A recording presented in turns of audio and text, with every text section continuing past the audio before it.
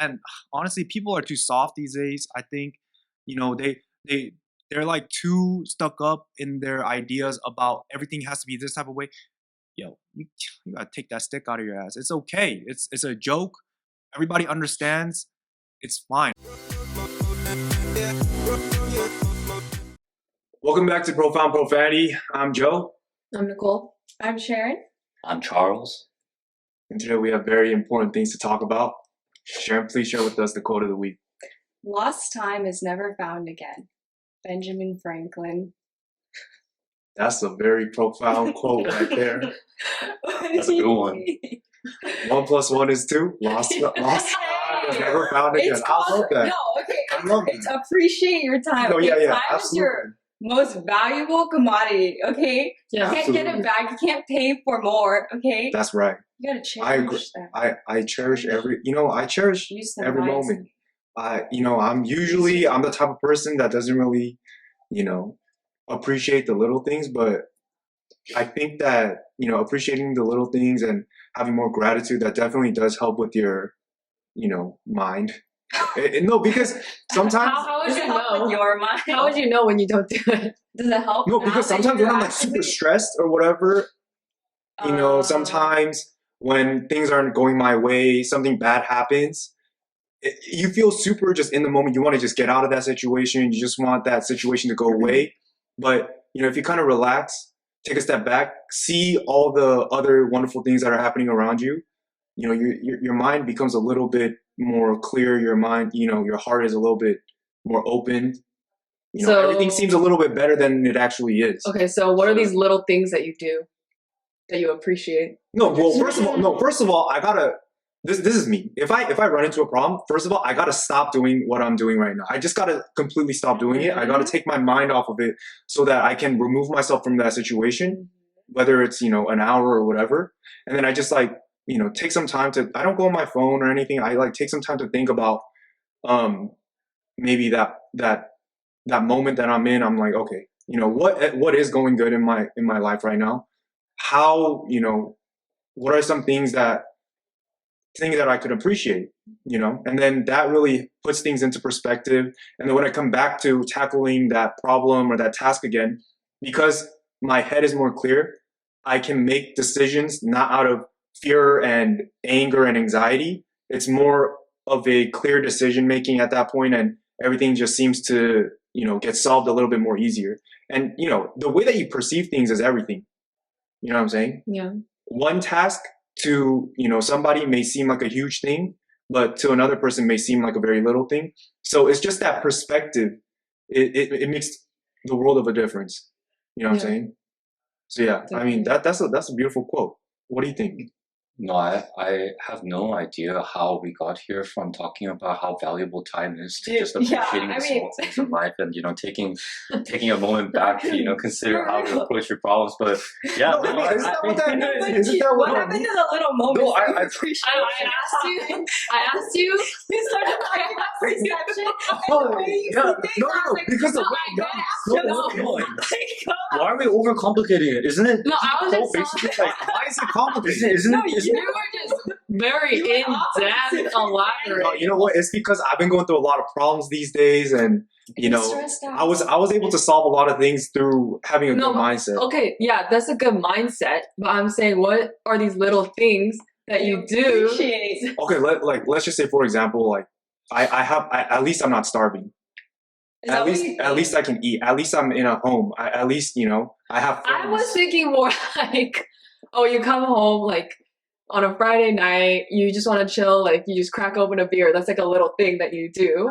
You know, This is a very wide range of This. appreciation. Oh, I Like see. that kind But of thing. that's like a practical. But thing no, that but you what Oh. do you do? Is that what you do? practice Like, therapy. no. No, like, I do like, that. you- I do. Yeah, that's exactly why I said it as an example. I do. He does do that. But the thing is he thinking about Well, that? I don't see cracking open a beer as a little thing. It's a very big thing for me. I've been saving the entire. Okay, yes, for you. It's like I've been anticipating Oh, yeah, that beer yes, it's a cracking. very small thing for me, but it's a big No, thing. yeah, I've been anticipating. Very It's like appreciate it's like Friday when it comes like 6:30, 7:30, 8. It's like that's that time all week. I mean, it may not be beer. It might be some other type of holy water. But I mean, whatever it is, we're opening something So and we're pouring yes. something. Yeah. something is getting dumped into my mouth. Dumped into Yeah. Okay. Well, it's just at the end of the day that's a big thing for me though, because I save up. I don't like to drink during working days. Yeah. I want to keep Weekend. my mind sharp for everything. Mm. Well, yeah, that's a wonderful quote. What are little things that you guys do? Every day. It's just because like it was said before, I like to, if I start being negative, I tend to spiral. So what I do is when I start the day, like I just try to be as positive as possible and just remind myself like of what kind of person I am. So like if it's a sunny day outside, like I'll spend like 5 minutes after I wake up just looking at the sun, like drinking my coffee and just appreciating the day. So what kind of person are you? Like I intentionally try to force myself to see good even in bad situations, or like when I'm facing problems, right? It's like you do, right? Like you say like, oh, at least I'm not starving, right? Yeah. Like, I try to be like happy, like give myself like a small bit of happiness like each time like I feel like I have like a problem. Like I don't know, like go for a nice drive, or like play like a round of league or something. That is your like, the little things that you do. Driving is your little thing. Like for me, it's like, yeah, you just try to do something to make yourself positive, to make myself positive. That's what I do. Yeah, and driving is that for you. And that, like, driving for me, it clears my head, and it just like for me, like especially like if I go on like the right road, then it just makes me happy, and it just makes me forget about all the negative things. So that's beautiful. What about you guys? His driving is me watching a TV show or YouTube. So that's your little happiness, like. Yeah, most definitely. I see. What about you? These days, I've become a little bit more studious. Reading the book. Yeah, I've been reading. Listening to podcasts. Yeah, like whenever I get the chance, I'll listen to podcasts. Like if I'm making breakfast, or I also have been like coming back from the gym in the morning and then just sitting and looking at our backyard and like the sun coming through and just eating my breakfast. Just not thinking about anything, right? Just like enjoying the life. It's like so peaceful. Yeah, just like I also do go on drives. Sometimes if I feel stuck, then I just blast my music and I just go on a little drive. Yeah. These appreciating the little things, I realize is very important.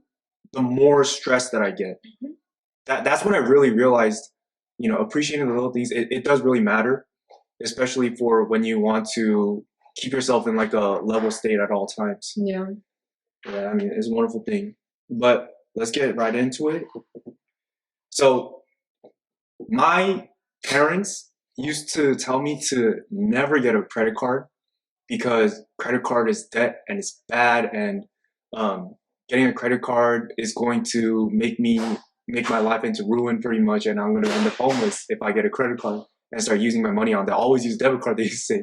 But as I learn more about money and things like that, I realized that's not the case. And the way that credit cards work and everything, it's actually, you'd be dumb to not use your credit card for all of your purchases.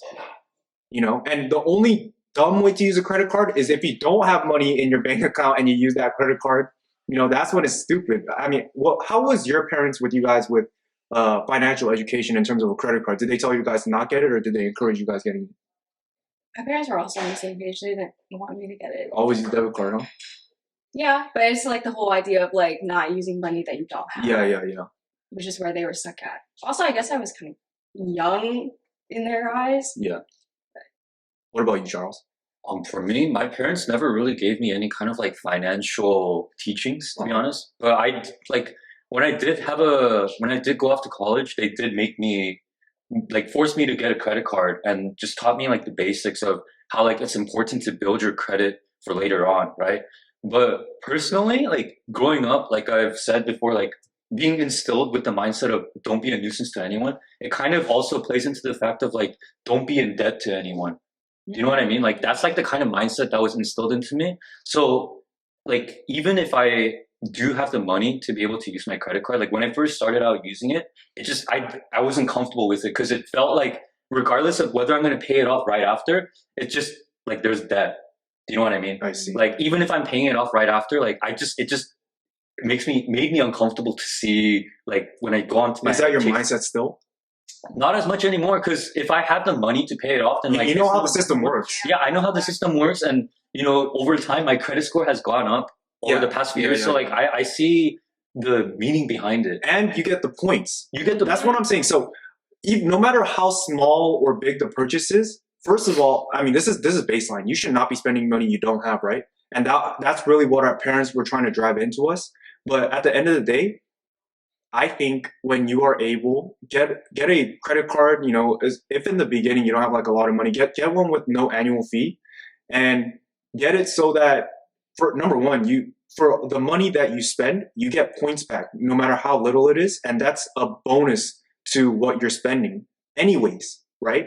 And when you do that, that type of money is, and you know, especially the credit, is going to be very helpful to you later on, whether it's buying a car, buying a house, any type of big purchase that you have. Credit is very important, you know? So that's why I got a credit card fairly early, I would say. I think I got it when I was 16. And since then, I've never spent my debit card ever.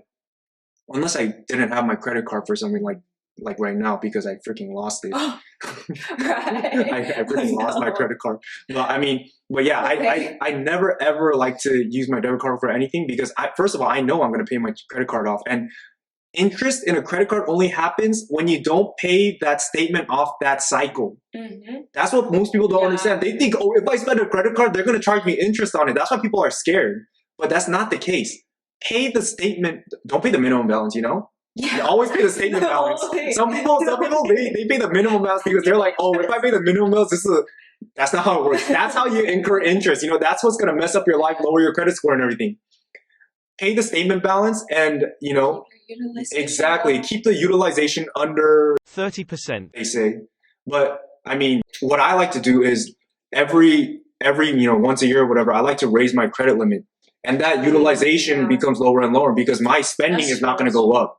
So that's like a good tip. But I mean, at the end of the day, you know, get that credit card, spend within your means, pay it the statement balance. That's the key. The statement balance payment. On time. Yeah, statement balance payment. Just have it on the automatic payment. Don't even trip on that. But that's the really important thing that I learned.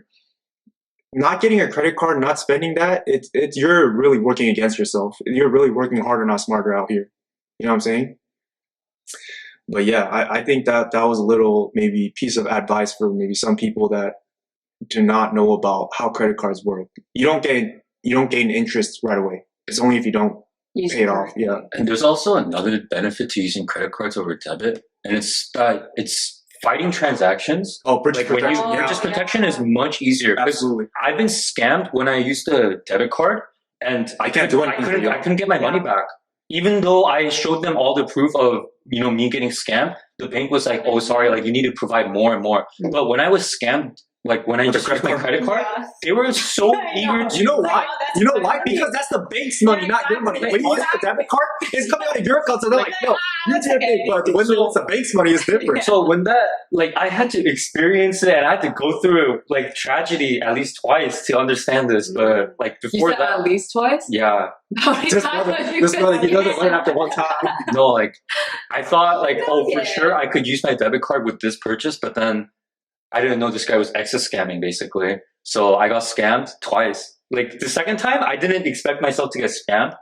But I got... First time you expect... I don't think you expect to get scammed. First time, like, it was kind of, like, sketchy. The second time, it was, like, I was, like, 100%. Oh. Does that make sense? Mm-hmm. Mm-hmm. So you missed it the first time. But, like, you can't even really call that a risk because it was, like, a legitimate platform that the thing that I bought was being sold on. So it was just the fault of the platform at the end of the day. But, yeah, no, that was a good lesson learned. Don't buy, especially, like... kind of shady stuff. Yeah, kind of shady stuff, like, with your debit card. Just buy it. Just use a credit card. Yeah, absolutely. I think that's a really important thing as well. The credit card, the purchase protection thing is really... very good. That's why people use Amex all the time, and there's so many places that don't take Amex. I heard that's changing these days. I heard in America, at least, like almost they're consistently increasing their credit card acceptance, the Amex acceptance. What kind of credit cards do you guys have? I just had Bank of America. What's the name of the card? Cash Reward. I don't know. Cash Rewards. Yeah, Chase Freedom Unlimited. Yeah, same. Everyone has to. Yeah. What about you? I have Bank of America. Do you have a credit card from them? Oh, why did you choose Bank of America? Mom did. Oh, I see. I see. But yeah, but I am gonna get a Chase one. Yeah. Just something. If you don't got it like that, just something without an annual fee. Most of them will do. Especially your first card. Definitely don't get one with an annual fee. Yeah, I mean, no, unless you're making money like that, then get something, get something with a higher tier, because sometimes they have like the no foreign transaction fees and all of that, so that's really good for you. But anyways, there's a little tip for you guys. Let's move on to the next one. Are you guys the type to do what you guys love, or love what you guys do in terms of your jobs and careers? So do you only pursue careers that are in line with your passion, or are you guys the type to be like, okay, I'm just in this job, I'm going to try to find a way that I'm going to love this job? I think it depends on where you're at with your life, because I feel like, so I'm asking you ideally, like right now. Ideally, it is do what you love, but like realistically, love what you do is more important than you. Love what you do. Yeah, but I think it's so important to remember this do what you love statement, and then hopefully get to that point. Yeah. But that's not very common. No, personally for me, a job is a job, and I've been told this by some very successful people around me, like older people that are like 2 times, 3 times my age. They all say like at the end of the day, like, yeah, like growing up, I wanted to be an astronaut. Growing up, yeah, I did want to be a freaking astronaut. Like I want to be a race car driver, right? Like growing up, yeah, like I did want to like do this and that, like I wanted to become a photographer. But at the end of the day, like the reason why they chose their careers is because it was for them the most stable method of getting to where they are at this point in time. And which is very successful places, right? Very high positions in big companies and stuff like that. And they told me, right, like how can someone like enjoy inputting numbers or looking at thousands of pages of paperwork every day compared to like wrenching on a car, or like if they love cars, right, like compared to that, like there's no way that that could be more enjoyable, right? But they told me, right, like even if you find something that you enjoy as a job, you're eventually going to be faced with situations where you're going to have to do things you don't want to do. That's why it's called a job. Mm-hmm. Does that make sense? Like, that's what I've been told. And for me, it's like, it's very rare. And I genuinely do envy the people that love their jobs, right? That are able to make it into the industry that they've dreamt of, right? But for the majority of people like you and me, we're just going to have to learn to love what we do, because that's just how it is. It's just the most realistic route and the most proven route. And that's why a lot of people will stick to that route, I feel like. No, yeah, I 100% agree. I mean, a lot of people that we see, even if they do their passion jobs, things that they've been dreaming about doing, most likely 90% of the things that they do in that job aren't necessarily things that they're really excited about. But the outcome of their work is probably something that they've been working towards and something that they're super excited about. So that's that difference. But at the end of the day, yeah, I'm on the same, line of thought where as long as, I can be, proud of my work, at least, I'm the type where I'm going to try to find a way to be very happy with, the things that I'm doing. Or else, I mean, I'm going to be ruining my own life, always seeing things in a very negative way, because I'm in the position already to do something. Then I might as well try to find a way that I'm going to start liking it, or else my performance is going to drop. Maybe I'll get fired. Something bad is bound to happen with that type of mind state, So I think it's very important for me, at least, that I just love what I do. What about you? I think it comes down to what you want. See, like people, if you want money and stability, then I feel like going the route of doing a job that you may not like in the beginning and you may not want to do, but you're doing it for the outcome. And then once you get successful, you can live out your passions after that. Or people will settle for, or not settle, but they'll do jobs for their passion, even though it's not paying as much as they could possibly get if they were to do a more stable or take more risks and become more successful. So I feel like it just comes down to whether you want passion and that risk, or if you want stability. Oh yeah, I definitely. So think that. I don't think there's like a right answer to which one you choose. It's really just down to what you want in the end. At the end of the day, because everyone, they want different things. If you want to be successful, you might as well just work your ass off, do the whole whatever you want to do. But there's also a lot of people that are fine living, the 9 to 5, whatever it is that they want to do for their passions. And I think both ways are completely fine. It's just what you want. This topic really brings me back to, I used to be a do what you love type of person, because I left high school because I thought I was trying to do what I loved. I left high school early because I thought I wanted to run a restaurant. I wanted to open up a restaurant. I wanted to be in that whole industry, the food industry. So I thought I had my entire life planned out at 16. At the time, I was like, okay, I'm going to leave high school. I'm going to go to a community college, transfer into a school.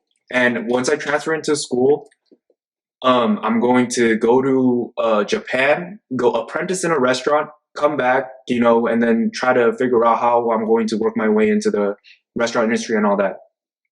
And in the meantime, while I was going to community college, work at a restaurant. I did all of that up to going to Japan because, right when I got accepted into university, when I transferred, I was like, man, after working 2 years in the restaurant, I was like, wow, this is really difficult manual labor at the end of the day. And I didn't really know at that point if that was really something I was interested in terms of doing as my entire, job and my life. So I had to reconsider, and I was like, yeah, you know what, maybe this isn't for me. But, literally at 16, I was so sure that this is what I wanted to do. And I really wanted to do something that I loved. And I worked really hard to try to make that goal come true. And it almost did. But at the end of the day, I think never trust yourself when you're 16, I guess. I mean, no, wait, this is the thing with what you said and with what Charles said. You wanted to open a restaurant, and then he was talking about how he talked to older people and they wanted to be like astronauts and stuff. People have a tendency to like the big picture, the whole idea of it. Yeah.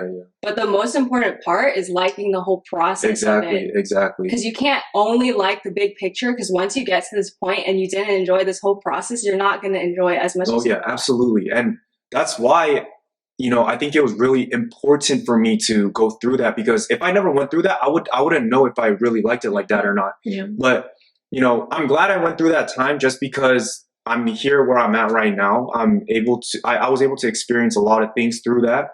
But yeah, I really, looking back at myself when I was 16, my whole mindset was in a very interesting place. I made very big decisions at the time, because leaving high school and all that's kind of crazy. Like my counselors and everybody, they were like, we never had this happen to us before. My principal was like, you can't do this. You can't leave. But then at the end of the day, I think that even things that you think are so fundamental to who you are can change over time. Because I thought I was I need to do this in my life. This is my entire life mission. This is my calling from the Lord, that I'm going to cook for millions of people or whatever. And the next Gordon Ramsay. No, something like that. But no, that was not the case. That never happened. In terms of, I still love food. I still have intentions of potentially getting in restaurant business in the future. But I don't want to do the whole manual labor. I want to make my money and just invest it into somebody and just say, okay, I have ownership in that restaurant or something like that. I don't want to do the whole making the restaurant from the ground up myself, because I realized I'm not that passionate about it at the end of the day. And facing yourself in that type of way, I think is really important, just because you really have to it's hard to confront yourself in that way because you kind of have to tell yourself that you're in the wrong. And a lot of times I feel like that can be a scary thing to do just because you're almost telling yourself you are not who you thought you were. See, I never went through that. Oh, really? I was always told whatever you like, whatever you want, is wrong. Oh, really? Yeah, I was gonna say. So, like, personally for me, like, it didn't matter if I liked cars. It didn't matter if I liked cameras, like, growing up, right? Like, for me, I was always told, like, whatever passion you have, it's got to be a hobby. Because my mom, she always had that, like, oh, you got to be the lawyer and the judge dream, you know, that she was trying to enforce. Like, so for me, like, it didn't matter, like, if I had all these passions and all these aspirations, because my parents would have only accepted like one or two things at the end of the day during that time, right? But as time went on, like, and you fight with your parents, like, especially because I was the first child, like, my mom didn't have a sense of balance when it came to enforcing, you know, like, a good path for your child versus just letting them do whatever the hell they want, right? So, like, as time went on and, like, we fought, like, she started to realize, like, oh, like, maybe, like, it was kind of too wrong to, like, always be, like, you know, trying to, like, force my son to grow up a certain type of way or, like, become a certain occupation. But yeah, like, for me, like, I never had to go through that, like, sense of, like, oh, like, I'm not about that. Like, even if I'm like I have a passion, like, yeah, like, for example, like, I understand, like, there's always going to be, like, parts of that passion that I'm not going to like. But yeah, no, I never had that, like, dilemma by myself. I was always just told. Yeah. You said you're the same way? A little bit. Because, like, yeah, I'd have all these passions and stuff, but my parents wouldn't be, like, as open to it because they would push on, like, a different idea. And they're like, it's just not realistic, I guess. And it's not. But for them, it was because my parents didn't know about the kinds of occupations that I was thinking of. Because they're not used to it, especially, like, Korean American immigrants, right? There's only a few occupations that they try to so strictly enforce on their children because they only know those occupations as the most successful ones. How many, like, growing up, there's not a lot of Korean parents that were, like, enforcing, like, the dream of, you know, go study computer science, right? Because what they've seen growing up is lawyers and doctors being the most successful within their, like, amongst, like, their circles and stuff. You know, like, I feel like that's what it is, you know. I think I'll say two things. One is, we're not saying to not follow your passions.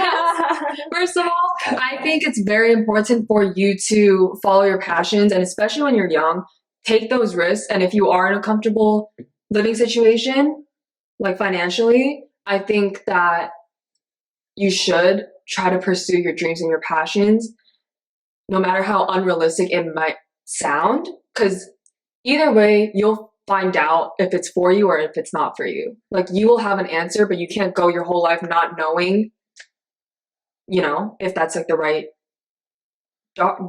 job for you. But also, at the same time, my second point is you need to be realistic with yourself. And I feel like there are those people in high school, especially, you feel like you have to figure out your whole life because everyone's, like, you know, choosing majors, trying to apply to college and everything. But those people that they have their mind set on, like, one job, one career. But I feel like if that's not the career for you, it's very detrimental when you find out it's not the career for you. Like, yeah. So I feel like you need to really think about how realistic this is for you and how much your personality, the type of person you are, matches this job that you want to be doing. And also think about, you know, the downsides of the job. Because, yeah, like, I was trying to, you know, pursue a dream of my own, and it ended up not being, there were a lot of ugly sides to it. And I feel like, yeah, it's just, it comes down to you need to be realistic with yourself and realistic with the things that come with the job as well. And you won't be able to know unless you try it. But yeah, I think it's important to try it though, especially if you're young. You're never gonna know unless you do it, as dumb or as risky as it seems. I'm personally in the more of train of thought where try everything, even though it's risky, just because if you don't have any responsibilities and people depending on you, do big risk stuff that you think you might like, just because the payout will be a lot more, and you can always start back over again. Yeah, live life without regret. I feel like with me and Charles, it's that our parents like push down this thought so hard on us, and then being the oldest, you feel like a bigger need to like listen to what they're saying. So like, yeah, we had all these passions and all these things that we wanted to do, but I mean, I don't know what you did, but I would like, because my parents were like that, I would just do it myself, and I would like research all this stuff. Oh yeah, go deep. That's why me and Charles both do that. No, that's exactly why, like, when I do have something that I really like, I am researching every single detail about this little thing until I know every single thing about it. For example, like film photography, when I first found out about film, I spent like the entire night. I didn't sleep that night just because it was so interesting and like fascinating to me to learn about all these different cameras, all these like, like shooting techniques, all these different lenses and stuff like that. Yeah. Same with cars too. Like when I get into something, like I research deep. I dig deep. Yeah, exactly. And then sometimes you do that and you realize like you don't even really like this, and so you move on to something else. Oh, it's never been like that for me. Never? Yeah, no, like I like get more obsessed the more I research. But I also I'm the type to like experience a lot of different things. Oh. So I like testing out other stuff. But then I usually find like the main thing that you liked, and then you go into it. I mean, I guess we're very lucky to have parents that they just push us to do what we want to do, and they always supported us in things that we may potentially want to do. And I think the reason why Nicole and I were less on the analytical side is just because even our parents, just put yourself in there first, and then you'll figure things out along the way, has always been our family's motto. So that's why I'm more about putting stuff out there, like actually doing the action of, that thing, instead of only just doing the research, because, I just want to move as fast as possible. Exactly. That's always been our parents' motto. So that's the way that, Nicole and I grew up. And yeah, that maybe that's why our personalities are a little less analytical and careful as you guys, just because we're just about that action. You know what I'm saying? It's because if we really want something, we have to push it on our parents. Oh yeah, no, like if whenever I really wanted something, I would have to just get it by myself. Yeah, because my parents would never accept or like agree with me. So I would just have to find a way to financially support or go for it myself. For example, like I was really into keyboards for a bit, like making my own like custom keyboards, soldering and all that. My parents hated the fact that I was into this hobby. And like every single thing, I mean, like obviously like they shouldn't have had to like support me for anything, but like even when I was growing up, like reselling and stuff like that, like they didn't really want to support anything like that I enjoyed, basically. Okay, I mean, I'm not saying that my parents, they like supported us in terms of like they bought everything for us, but they there was no emotional support. No, they like looked down on it, like they called me. No, like I remember my mom called me a scammer because like I was a reseller, right? It's like, oh, why you sell the shoe for $300 when you buy it for $100? Why is your mom Chinese, bro? Why is your mom Chinese? No, I'm sorry. Don't violate your mom like that. But I've heard this woman speak. Yeah. She does not speak like but that. anyways, she called me. Like that. She called it like the whole like reselling culture, like scamming and stuff like that. Even though that's just how the market works. And like, for example, like keywords and like whatever I was into, like my mom and dad would be like, "Oh, like you're unhealthily obsessed with it," even though like I wasn't actually like unhealthily obsessed with it. And yeah, no, like for me. No, I understand my parents' sentiment, but it was just like that for me. Like they never really they never liked to see me enjoy myself. Interesting. I mean, this is a bit more strict. Yeah, my our parents, they weren't really, they never shot down ideas like that. They always encouraged us to try things we like, and even as something as simple as back when I was in middle school, playing things like football. Coming from an Asian culture, football is something that not a lot of Asian parents like to have their children play, just because it's a more dangerous sport and whatnot. But my parents were very open to letting me try it out, and that's what I ended up doing pretty much the entirety of my school life since when I started. So yeah, they were always very encouraging of things that we wanted to try. Even if they had their own thoughts about it, they would tell us like, okay, like this might be the downfall of this doing this type of stuff, but they're like, try it. You got to burn yourself, or else you're always gonna have that in the back of your mind. What if I should have, all those types of things. I think also mom wasn't like too strict on us because she's like working. Oh yeah. So then like she literally also told me this like recently. She was like, because I was working, I wasn't like that hard on you guys, and also because Joe's the first child. When my mom would want, she's like talking to other moms like in the community or like at church or something, and they're like sending all their kids to after school programs or like summer school, all this stuff. We would go to an after school, like my mom would sign us up. 2 weeks into it, Joseph would not want to do it. So then I would automatically be like, yeah, I don't want to do it either. So like we just never. How did she let you get away with that? My mom wasn't around that much when we were younger. But why was she okay with like letting you drop out of it? She wasn't okay. She wasn't. With it. We were dropped out already by the time she came back. I would like. Yeah, I would like. In high school, like no. Our dad was not middle school. This is elementary. This is elementary. Yeah. How did you drop out? No, our dad didn't care that much. Yeah, our dad. I was just telling my dad. Did. Oh. But then my mom wouldn't be here. She'd be like on a business trip. Oh, I see. So then Joseph was like, I don't want to go. So then I'll just be like, I don't want to go either. No, I'll literally tell my dad, I was like, yo, this is summer school. I mean, this is like the summertime. I'm not supposed to be doing work like this. Don't you understand? And my dad, you're right. And I was like, go to that after school. Tell them to not assign me homework. Tell them to not assign me homework. I don't want no homework. And my dad was like, I bet. He literally went.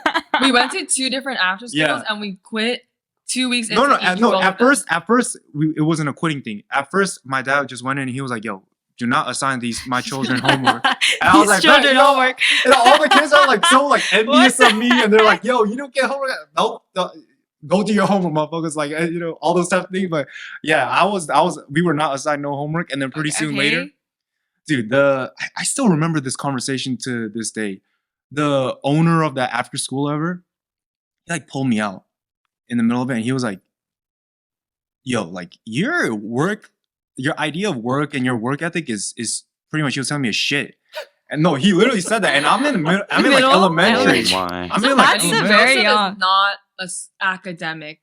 Yeah, I was not getting good grades, at least at that time. I stepped it up when I went into middle school, but at that time I was not very. My parents pretty much gave up on my educational career. They said they were like, okay, he's not gonna excel in education. Maybe he'll do something else. But he was like telling me, your work ethic is so shit. Do you understand that if I won the lottery, I would still come to work the next day?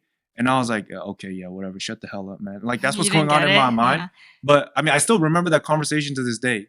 So, I think that the way that my idea of work ethic and all that, it started to change at a really younger age, like since that conversation as well.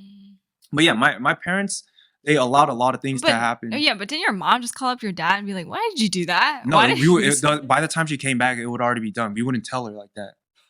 Oh, he wouldn't tell her either? The three of us, we would be like, why? What? Yeah, by the time she come back, it's already done. Joseph, because he was getting bad grades, like my parents would have to give him like incentives, like, oh, 1 more hour of gaming if you get this grade. That shit does not work well. Well, Joseph would want to. He was like, I need to play games. Yeah. So like he would actually work his ass off and then get the grade. And then my mom started doing it to me in high school. But she didn't give me any incentives. I just did it just cause. Well, you're smarter than me. I'm not a very textbook person, dude. Honestly, thank the good Lord for me getting a 4.0 in middle school and high school. Like, thank the good Lord for that. You had a 4.0 in high school? Oh, wow. I only went up to 10th grade. I mean, a lot of people, when they see me and then they hear that I like left high school, they automatically assume that I was a very bad student. They're like, really? People have the opposite effect on me. They're like, oh, you're so smart. Yeah, I mean, but look at me. I don't look like a scholar. They think you like dropped out? No, because that's usually the case. Like when you leave high school at 16, it's like, oh damn, you had a really bad grades, huh? But I'm like, No, I actually went to university too. I'm like, oh, really? But yeah. It's funny. Anyways, I mean, yeah, you know, we're very blessed to have, you know, wonderful parents that encouraged us to do things. But I mean, you guys, don't you guys do things that you guys want to do now though? I did it before, but Like that's because. what? But it's like the push. Like our is, hobbies, No, I mean, in terms like of what? Like your pursuit careers? of whatever. Careers and stuff. I mean, It's still influenced by our parents, I think. But it's not like. for me, it's like I'm just looking for whatever fits like my major and No, yeah, like but I whatever mean, could fit my like profile. there's no like negative influence from your parents at this point, no? In terms of the things that you do. No, yeah, I guess so. I mean, yeah, they just want me to find a career at this point. So I mean, it's not really necessarily. I mean, there are like if I do tell them about like certain stuff that like they don't know about, like companies that they don't know about, then like they'll be like looking at me skeptically, or like they don't know exactly like what this company does, but they've heard of it, right? And they just look down on it because like they just see it as like do they look down on it, or they're just concerned? Could be seen as both concerned and looking down, I guess. It's like they're concerned because they're looking down on the company. Does that make sense? Like they just don't see. Or aren't they looking down because they're concerned? I guess so. That's also lack of knowledge, though. So it's Yeah, not really that's appropriate. what it is. But it's not appropriate to be looking down if they don't know. At this It's point, not appropriate, but like that's just like their automatic. At this point, you're 22, 23. There's not a lot that adults can do to a 22, 23-year-old. Like, especially parents, like, at this point in time, like, it's your life. You've graduated. Yeah. You're probably like, oh, we're done. No, yeah.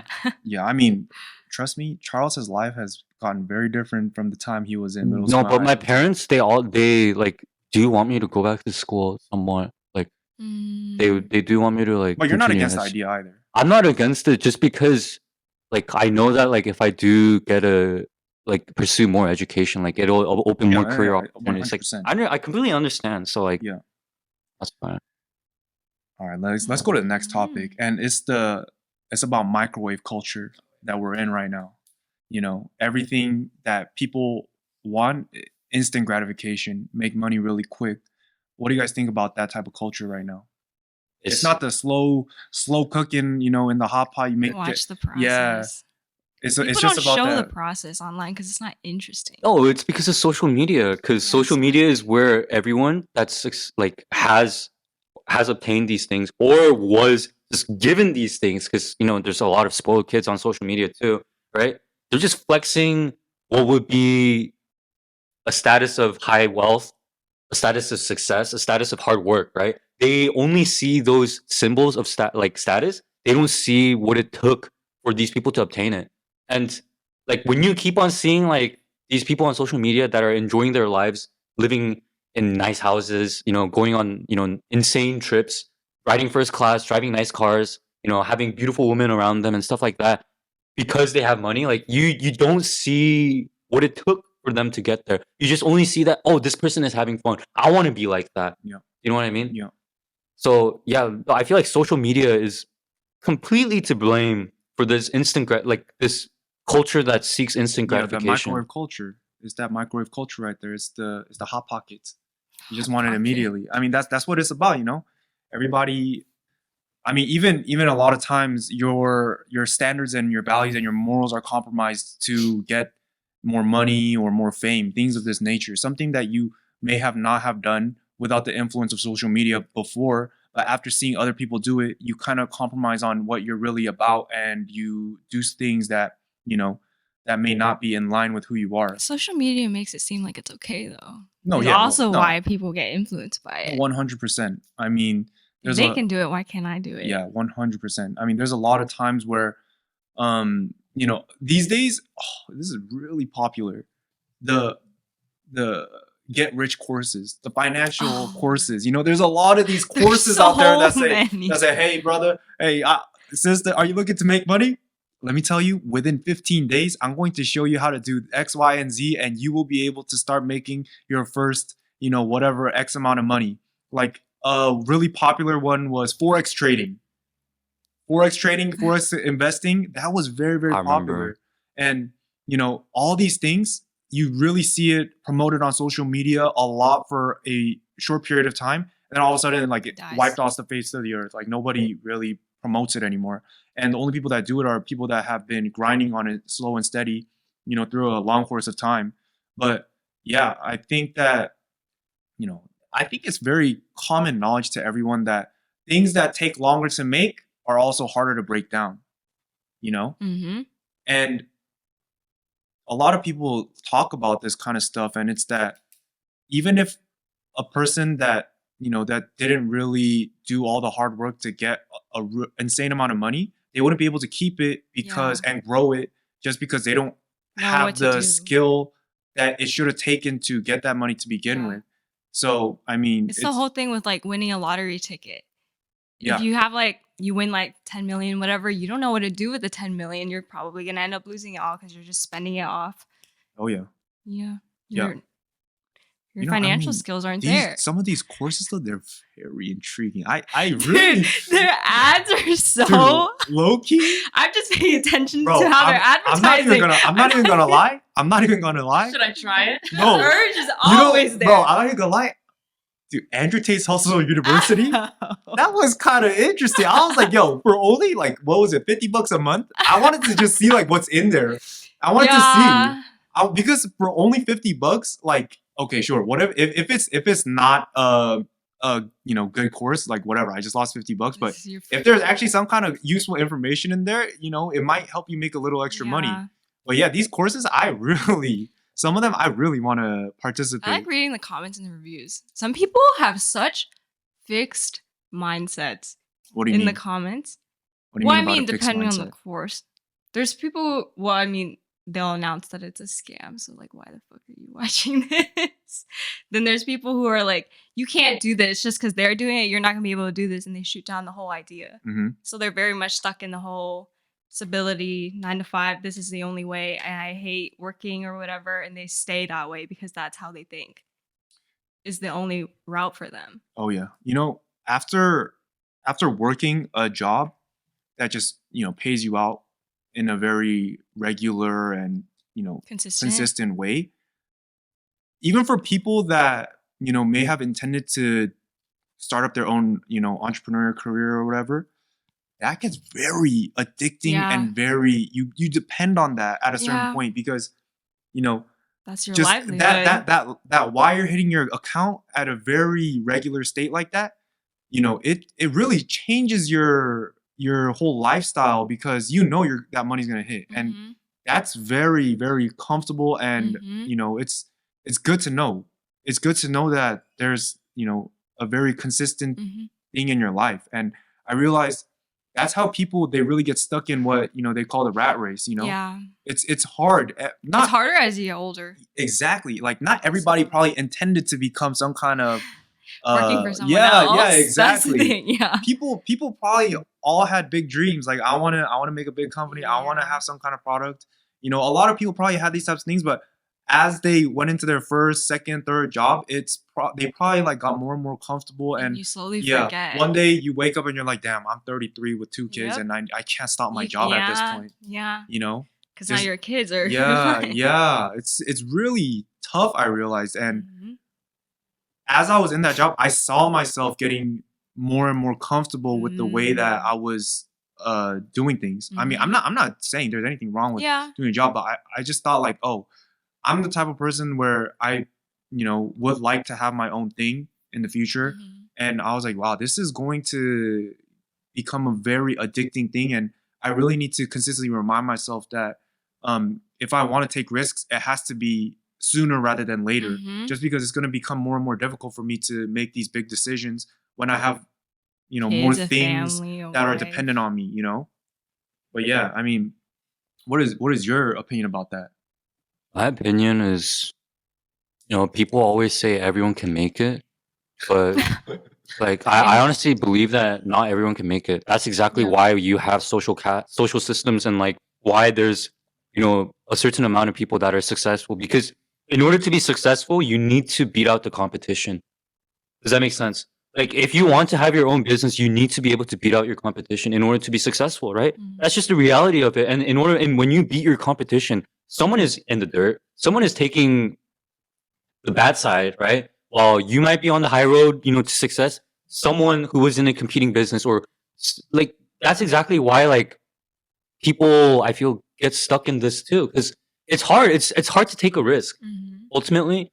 Cause yeah, like businesses from what I've seen, like working in a small business is that, yeah, you might have good sources of income. Like there's times when the business is booming, but there are times when it'll be really, really bad, really, really slow when you have a recession and stuff like that. And, you know, that's what it is. Like not everyone succeeds. Not everyone is able to, you know, maintain a successful business. And that's why, like, I don't believe that everyone can be successful. And at the end of the day, like, at least doing their own thing is what you're saying. yeah, like it's that's just the harsh reality of life. That's why not everyone can be rich. Otherwise, you wouldn't be called rich if everyone was rich. Right. You know what I mean? Like if everyone could afford nice things, it wouldn't be called nice things anymore. It would just be normal place. It would just be commonplace, right? Yeah. And yeah, no, that's what I believe. Like you, like unfortunately, like if you really want to be successful, just know that you're beating out the competition. You have to beat out the competition. Yeah, I mean, it takes extraordinary effort and some extraordinary luck to get to an incredible level. You know, it's you really do need to put in a lot more work than other people. Really working, you know, a lot of hours that you see fit. You know, it's tough. It's tough for sure, but for me, I'm always a big risk taker, like I said, like especially during this time of my life. So I'm willing to sacrifice everything. I'm okay with that because I know that if worst comes to worst, man, I could go work at like a Chipotle or something. Or I mean, I'm just saying. No, I mean, I also have a university degree, so I probably will be able to find like, you know, some kind of. You have a backup. Yeah, I probably have some kind of like, you know. Like if you job. fail, there's always another option for you to get another Well, job. It's not a but problem. that's important too, to be ambitious, because that's what already sets you apart from most people, is that you already have this ambition. A lot of people are already stuck on the mindset of, oh, like that's how my life is going to be. I'm just going to work That's on what I 9 to 5 mean. till I retire and just continually move up the ladder. You know, the fact that you already have like ambitions like this sets you apart from a lot of people, and I have respect for that. I mean, we'll see if it's gonna set me apart in a good or bad way. I mean, I might end up like a homeless, you know, set apart being that type of, you know, I might own like a lot of real estate in downtown LA, you know, with all the other brothers out there. Oh, you're right. Yeah, who knows? Who knows? It might set me up in a very different position. I might, you know, it might be very different, but you know. I'm willing to take those types of risks at this point in my life because, you know, I think it's a good experience to have, because I never want to be in a position of like the what ifs again. So, you know, who knows? Maybe in like 5-10 years from now, I'm gonna look back at right now and I'm gonna be like the same position like right now as I'm in when I was thinking about 16. I'm like, what the hell was I thinking doing that? But who knows? We'll see when I get there. But I mean, with the whole compromising of the morals, like a lot of people are really doing they really be doing too much to make money. They really be doing too much, you know. I mean, a lot these days. I'm just gonna say it. There's a lot of sexual content out there that's being promoted. For me, it's not just OnlyFans that like okay, like I get that OnlyFans is like becoming commonplace. I don't see it as good. But the other thing that I really don't like is the fact that people are getting robbed for having nice things. Like you go, like you've seen, like during the pandemic, a bunch of people getting robbed for like, you know, just wearing nice clothes on Rodeo Drive, or like just, you know, parking like a BMW like on Rodeo Drive, or like driving a nice car, right? Like people, they don't want to work. Oh yeah, a lot of people don't want to work. They don't care about going to prison. They don't care about going to prison. They don't have morals. They just want to get what they want by any means necessary, and like whether it be through stealing or killing people.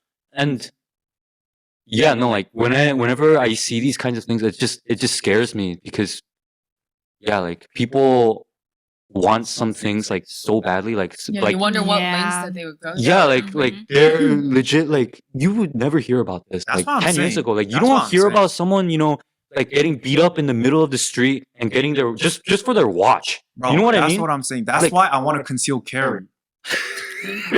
I'm not even kidding. We all know you're not kidding. No, that's why we're reacting like this. Because when people, I'm using it as a peacemaker. Okay, when people they come up to me real excited, you know, I could calm them down real quick. You know what I'm saying?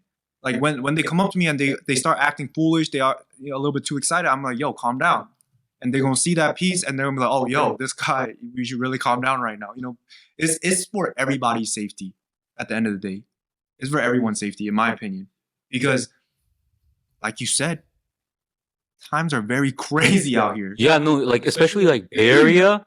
You heard about like all those backpacks being stolen out of cars, right? Yeah. Like they're That's what going I'm around saying. like as like a gang, like looking out for like and like cars with backpacks inside and breaking their windows and stealing. Like, think about it. Like, Absolutely. And it's you know what? disgusting. This is the worst thing. You never want to be in a position where you're like, oh, I need a, you know, a weapon, but I don't have it. That's the worst. Because what, like, the alternative of you not having that protection for you is getting your things taken, you know, getting beat up, getting hurt, something like that, you know? Something bad could happen to you. So my idea is I'm just gonna have it as a it's just for my peace. It's for, you know, everybody's safety at the end of the day. Because things are getting too crazy out here. Things are really getting too crazy. I hear about people getting, you know, robbed in broad daylight. It's really not a difficult thing to find these days. Yeah, I mean, people, they really be going out of their ways to make that quick money. Very little morals these days. And you know what? I think it's because people decide to. I think the way that society moves farther and farther away from any type of belief.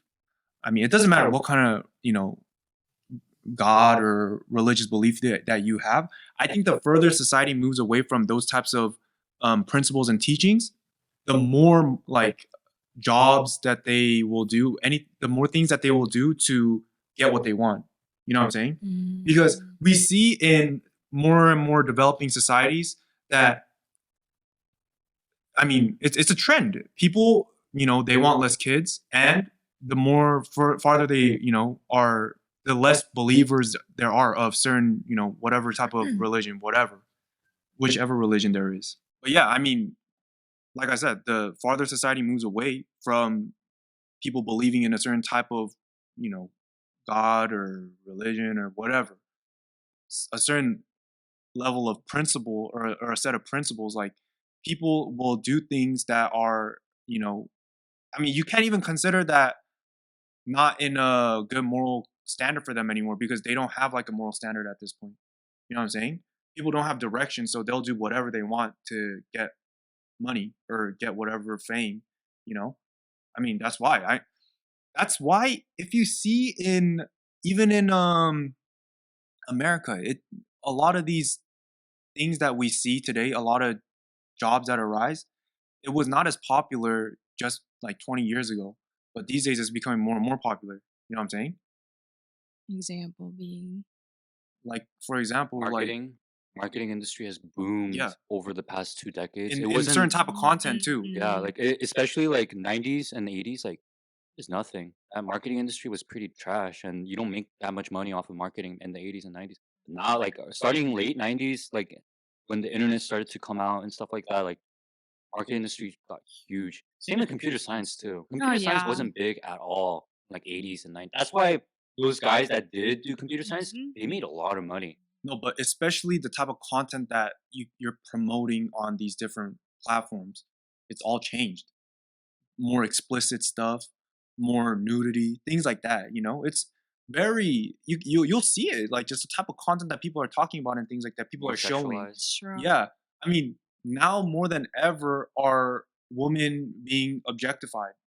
The more further we go into, you know, into the future, it's not less, for sure. It definitely isn't. Yeah, I girls mean, are giving into it though. No, for sure. No, I mean, I understand it too. At a certain point, I understand it too because they realized, okay, if I can gain from this, but I mean, that's what I'm saying. That's where the whole like values and morals, that's the least amount of work that you have to put in. for the most amount that no, yeah, money and I definitely understand that. I mean, that's literally 1+1 = 2. You know, it's easy math, but I mean, that's where the morals and values come in. Where I'm going to decide, okay, you know, maybe I don't want to do that for myself, because doing those types of things, it really does, I feel like, change your image moving into the future. Certain types of jobs that you sacrifice your morals and values on, it really does change how people view you, and certain opportunities that may come up in the future. I mean, it's for sure. I mean, you're just being um, responsible for your actions at the end of the day.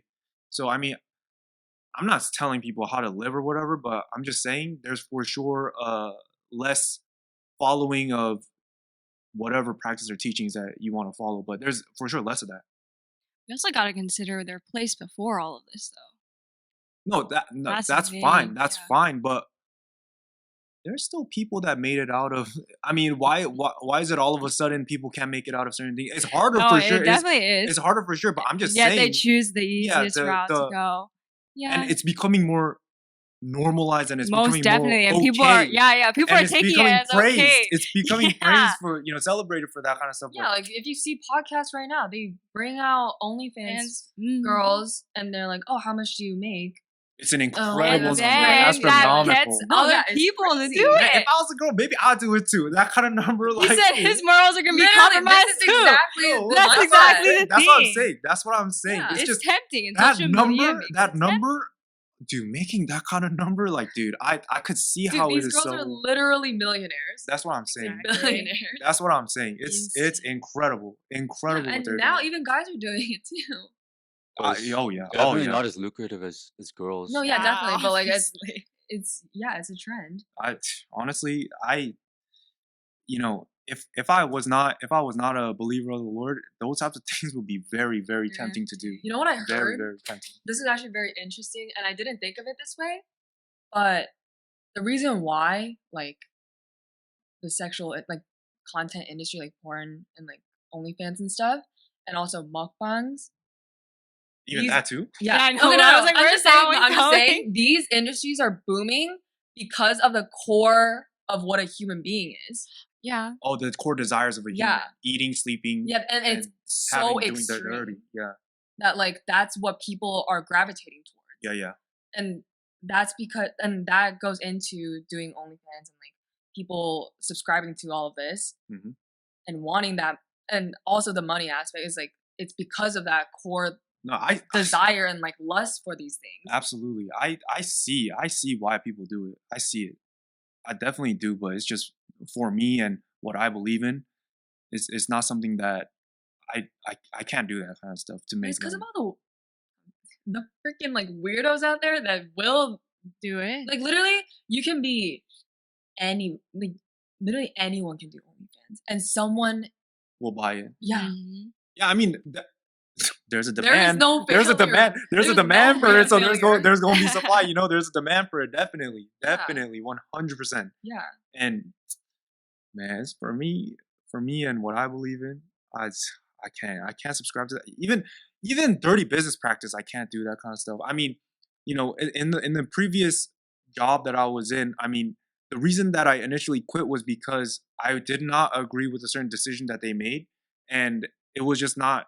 It had nothing to do with any type of like, you know, sexual thing or whatever. It was just bad business practice from what I thought. So I couldn't be there anymore. I just quit. But yeah, in just anything that I do, it's just I can't sacrifice what I believe in to make more money. I can't. Yeah. These people have no sense of dignity. Is what I want to like. They've lost a sense of family. Because I was talking about this with some other dude about how we were raised so that we would never be an embarrassment to the people that raised us and the people that associated themselves with us.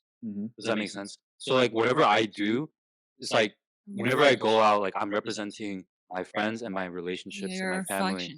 So like if I act like a fool in public, like it's gonna put a bad name to my parents and the people around me because they associate with the fool, right? So like that's like the way that, you know, we've been taught, or like I've been taught at least, right? And like my friend that I was talking about. But these people, do you think they could pose in front of their like parents and like post a photo with their parents like after like posting all that OnlyFans? Do you think their parents are proud of what they do? Definitely not, right? Like I heard The like craziest thing these days is the parents, they don't care these days. This one girl, she said that her mom Doesn't know. suggested her to do OnlyFans. That's what I'm saying. No, It's but- just as a society as a whole is what I'm saying is falling away from, whatever beliefs. Yeah. And the further they get away from believing in a set of morals, the more that it's going to become normalized and okay. And that's where, a lot of places are heading Yeah, towards. money holds a lot of power over your No, head. but like there was one example, like I don't know if you've seen this too, but there was a ex OnlyFans girl who came out on like a very prominent podcast, and she was talking about how someone has sent her videos to her mom. Wow. I mean, yeah, And those then- things are bound to happen. And then when those kinds of things, when that happened, like she quit immediately, like and she was like crying on the pod because like it destroyed her and it made her realize like how undignified what she was doing and how much it broke her parents' heart and the people out. Yeah, of yeah, her yeah. ultimately. Yeah. Well, yeah, like honestly, like what do you think about the fact that like that porn is becoming so normalized? Because I feel like growing up, I used to read. I read this research article that like what porn does is like eventually like it'll destroy relationships. Like people the people that are addicted to porn, they don't have as good of sexual relationships with their partners later on, and it really messes with their mind. Like that's why you see like, well, I feel like it's destroying like the mentality of the youth. and, No, like, the no, people for that sure. I consume mean, these when content. if you're able to, and now you're able to watch it more easier than ever. Any Yeah, type it's of crazy. beautiful woman, very dirty content, all those kinds of things, you're able to watch it, very easily, especially for, as young as you can think. As soon as they could use their hands, they could probably get on that kind of stuff. And man, it's training your mind to look at women in a certain way that I think may be irreversible if you're not given the proper teachings, And man, looking at all that kind of stuff online where you see, women in a certain light, it's going to change how you think you should be treating them and how you should be thinking of them. It's not good. It's really bad. It is really, really bad just because you think that it's okay to think of women in a certain way, treat women as a certain way, it's really probably not that good for, especially when these kids grow up, these children growing up like thinking and looking at that kind of stuff,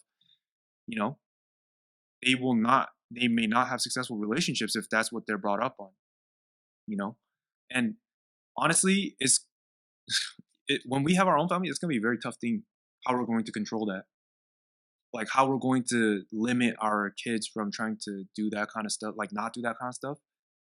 I don't even know how. And it depends on who they're hanging out with.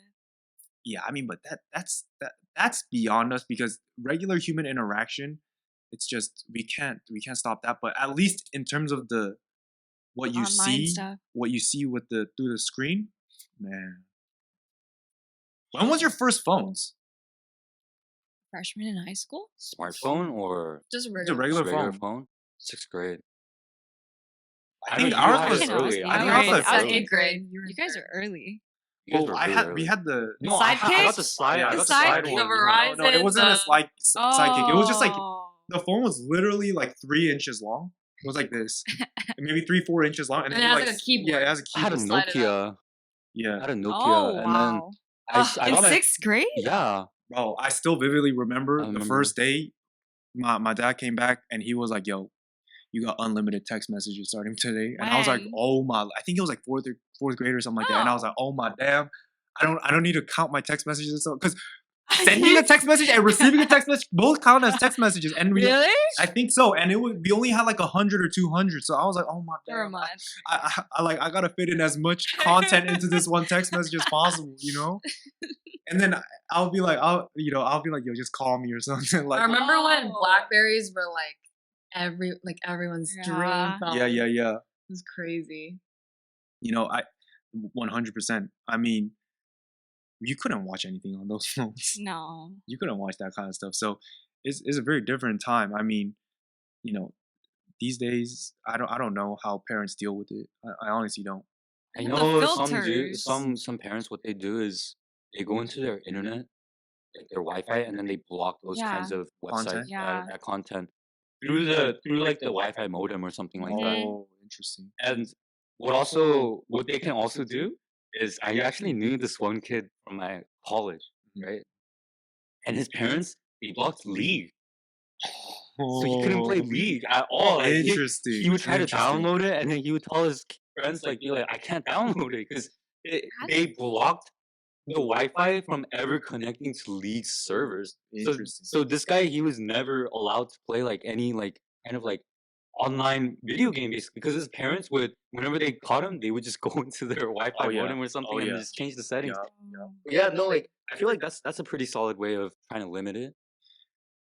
Let me ask you guys this: do you guys think that content and opinions are being more censored now or more censored before? In what sense? Like what people are saying? Just with anything. What people are saying are so censored now.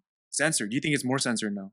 Yes. Yeah, people are so scared of getting. No, I'm just talking about any type of content and everything, because these days a lot of content that would have been censored before, like explicit stuff. Yeah, okay, like I see what you mean. There's both There's sides to it. Yeah.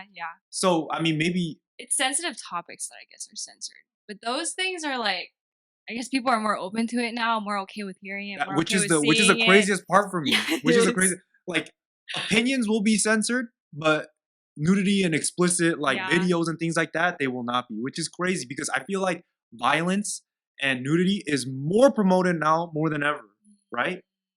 You see it more. But opinions are censored way more now, because you have to go with the general opinion. which is kind of I don't know. I don't know if that's a good thing, really, just because if you're limiting the type of knowledge and the opinions that goes into people's minds, I think that there's definitely in social media a type of narrative that they want to push. Yeah, exactly. They want to divide people. You know why people want division? It's because division is, you can monetize division. If everybody's on the same type of thought, there's no money to be made there. But it's like, for example, even in sports, one team against another, everything has opposite sides, and I feel like there's one side that usually it seems to be that it's more suppressed and it's harder for that type of content to be exposed.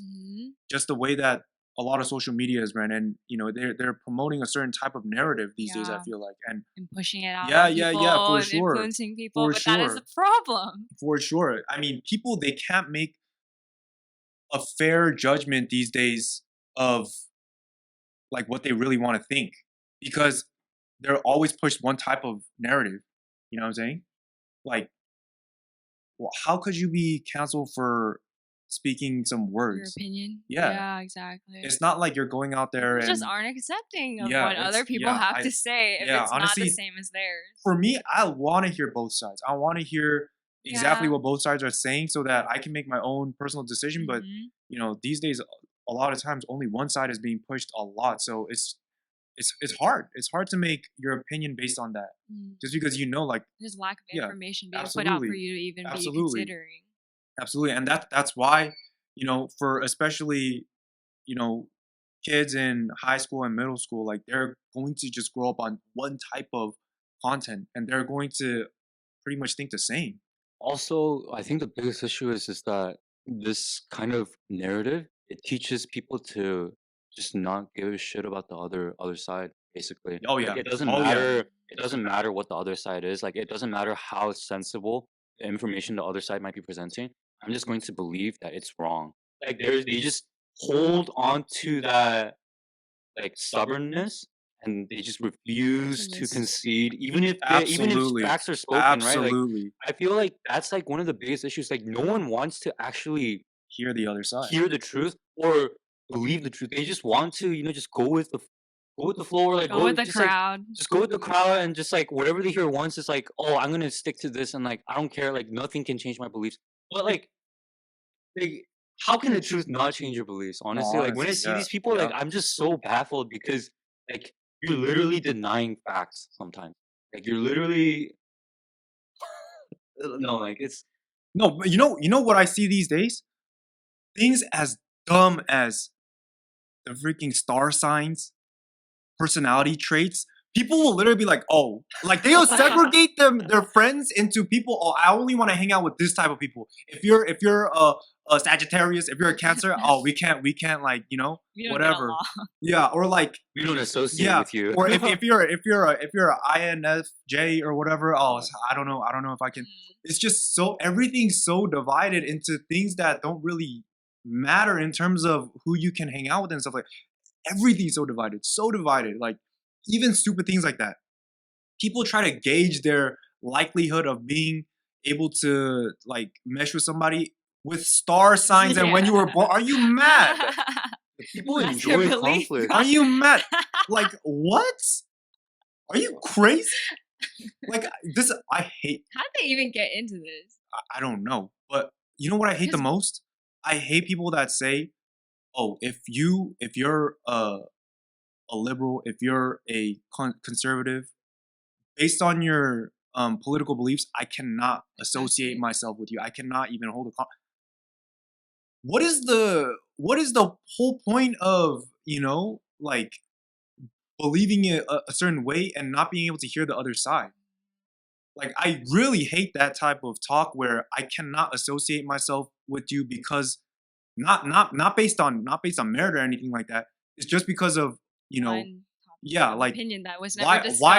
Why does your political view have to affect, like, if everything you're about is just, oh, I'm Joe and I'm a conservative. I'm Joe and I'm a liberal, and that's my identity. Man, you got something wrong with you. No. You got something wrong with you if that's what you're all about. If anybody you know that says your name followed by, oh, he's a conservative, you're putting yourself out there in a wrong way. Because that's your identity. Your political belief is your identity. Something is wrong. Something is really wrong. If that's what they know, like if it's not something like, oh, like this, you know, someone's name, Matt, and he's a wonderful guy. He does this for a living, and you know his hobby is this. Like, there's so many other things to people that, you know, you could identify with, but you choose to be, oh, his name, her name, INFJ, Sagittarius, Cancer, Aquarius. Like that's what you're known about?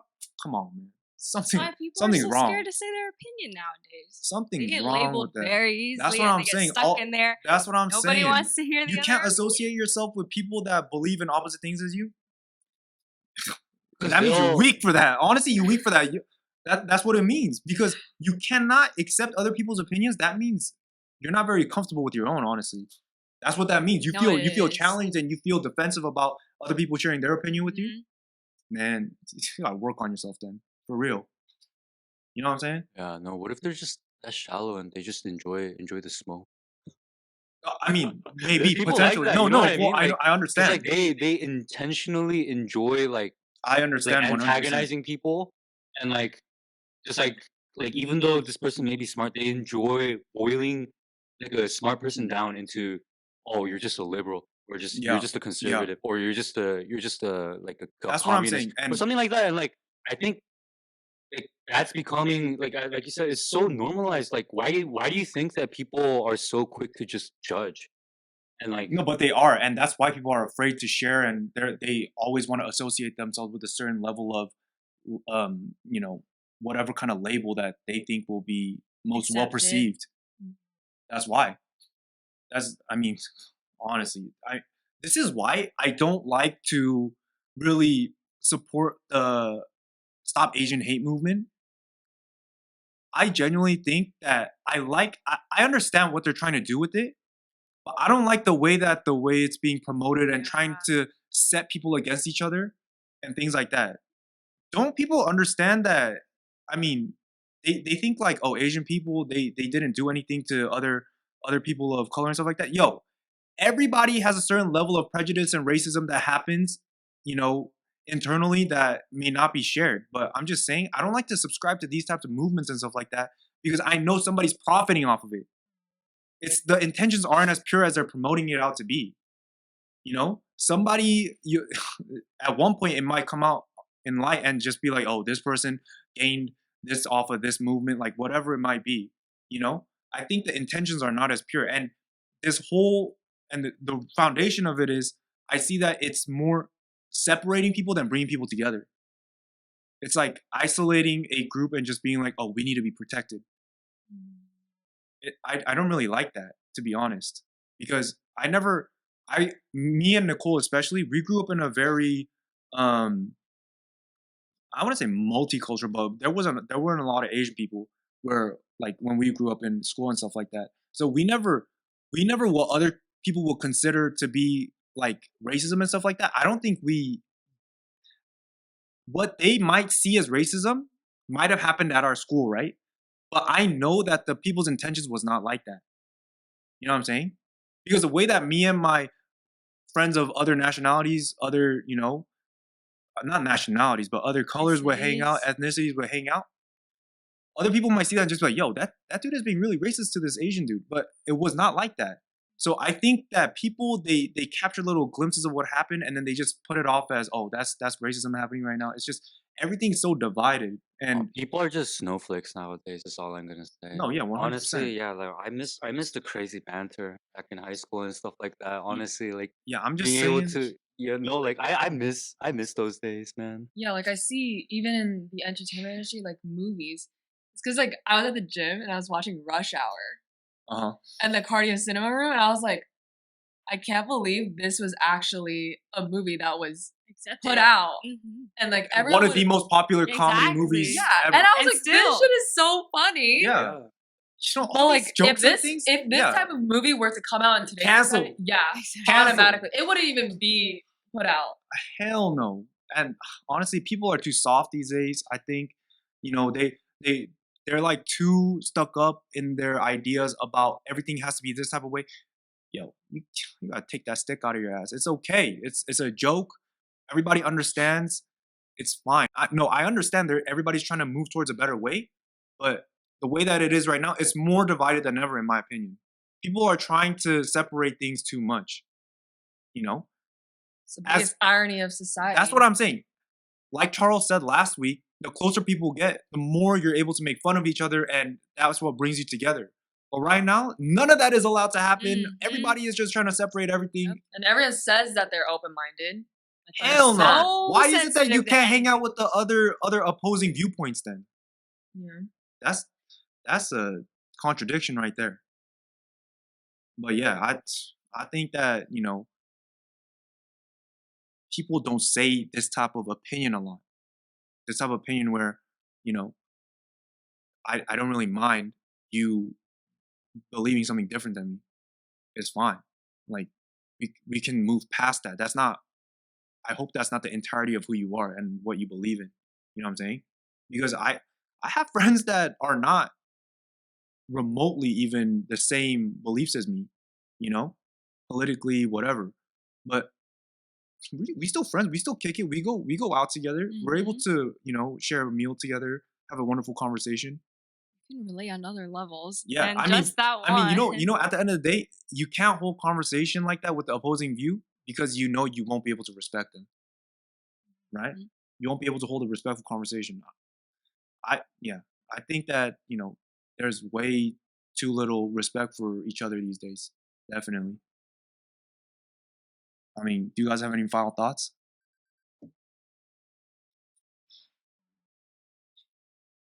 I say, yeah, people are just too soft nowadays. Stay soft. They soft. Pillow pets. Plush toys. See, you got some plush toy hearts out there.